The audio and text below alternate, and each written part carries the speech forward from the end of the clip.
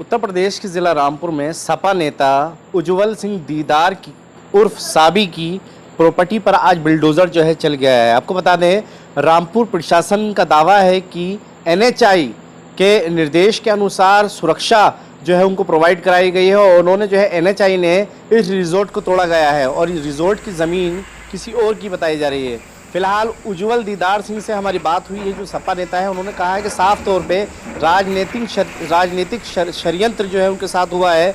उनको गुंडा बनाया जाता है, उनको जिला बदर किया जाता है, उन पे मुकदमे दर्ज होते हैं। उसके बाद इससे भी जी ना भरा तो उनकी प्रॉपर्टी को खुर्द बुर्द किया जा रहा है, छीना जा रहा है। पहले जो है भूमाफिया घोषित कर उनसे ज़मीन निकलवाई गई, उसके बाद उन पे मुकदमे दर्ज करे गए। अब लिहाजा आज जो है नेशनल हाईवे ने जो है उनकी ज़मीन पर बिल्डोज़र चलवा दिया, ये प्रशासन का कहना है। हालांकि सारे लोग जानते हैं, रामपुर वासी जानते हैं और पूरा देश जानता है जिस तरीके से समाजवादी पार्टी के नेताओं पर कार्रवाई की जा रही है, दबंग बनाकर, भूमाफिया बनाकर, ये सारा देश जाता है, मगर कह कोई नहीं पाएगा। क्योंकि इस जो कानून है उस कानून की प्रक्रिया से हटकर इस तरीके की कार्रवाई वो अपराध की श्रेणी में आती है। क्योंकि कानून बना है लोगों को इंसाफ देने के लिए, न्याय देने के लिए। हाँ, ज़रूर है कि जो गलत व्यक्ति है, जो दबंग व्यक्ति है, जो दूसरों की ज़मीन पर कब्जा करता है, उन पे एक्शन होना चाहिए, मगर लीगल।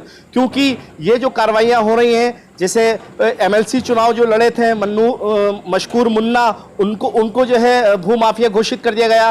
पहले जब वो चुनाव लड़े थे तो भूमाफिया घोषित नहीं थे।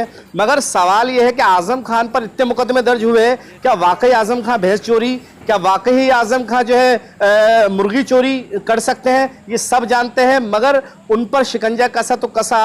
अब उनके नज़दीक जुड़े लोगों पर भी कार्रवाई रामपुर में की जा रही है। एक रऊफ पहलवान नाम के हैं, उन पर भी जो है कार्रवाई करी, उनको जेल भेज दिया गया। तो आजम खान से जुड़े लोग पर जो कार्रवाई की जा रही है, ये सबको पता है किस तरीके से की जा रही है। मगर मीडिया का काम है सच दिखाना, मीडिया की आवाज़ को भी दबाया जा रहा है कहीं ना कहीं। हालांकि जिस तरीके से ये कार्रवाई सपा नेताओं पे की जा रही है, उज्जवल सिंह दीदार ये वो नाम है जो बिलासपुर के अंदर नामी ग्रामी आदमी है, सब जानते हैं, इनसे वाकिफ़ हैं। समाजवादी के पूर्व जिला अध्यक्ष भी रह चुके हैं। इनकी पत्नी जो है रविंदर कौर, वो बिलासपुर से ही पूर्व ब्लॉक प्रमुख रह चुकी हैं। आपको बता दें, इस ब्लॉक प्रमुख के चक्कर में जब चुनाव था उस समय जो है रविंदर कौर को जो है पर्चा नहीं भरने दिया गया। प्रशासन ने वहां पर जुल्म किया, साफ तौर पे सबको पता है। हालांकि सत्ता में बैठे लोग किस तरीके से कार्रवाई कर रहे हैं ये सब जानते हैं, मगर इतना भी नहीं होना चाहिए कि किसी को जो है इतना परेशान किया जाए। हालांकि जुल्म क्या है सब जानते हैं। राजनीतिक द्वेष के जरिए मुकदमे लगाना, उनसे बदले की भावना से काम करना, ये सब दिखता है, मगर कहने वाला कोई नहीं है। अब मगर कोर्ट बहुत अच्छी रिलीफ देती है। साबी का कहना है कि वो कोर्ट गए, उनको स्टे मिला है। जो आज बिल्डिंग तोड़ी गई है, उनका जो रिजॉर्ट तोड़ा गया है, उनको स्टे मिल गया है। मगर कानून को जब पता लगा, कानून के नुमाइंदों को पता लगा, तो उस स्टे से पहले ही उसको तोड़ दिया गया। आज उनको कोर्ट ने रिलीफ दिया है, स्टे की कॉपी हमारे पास आ गई है, हम वो भी दिखाएंगे आपको।